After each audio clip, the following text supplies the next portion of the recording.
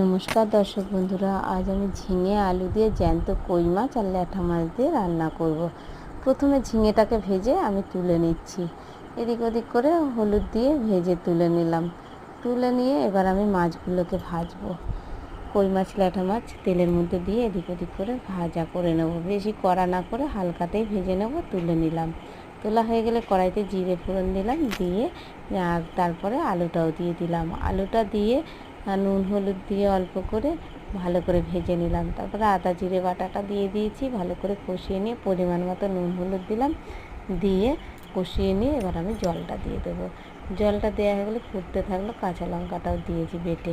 তার মধ্যে খানিকক্ষণ ফুটলে মাছ আর ঝিঙেটাকেও দিয়ে দিয়েছি, আবার ফুটতে থাকলো আরও 10 মিনিট। তরকারিটা হয়ে গেলে এবার আমি জিরে বাটা দিয়ে নামিয়ে নিলাম। দেখুন একদম রেডি। খেতে যে কী অসাধারণ হয়েছে। Like subscribe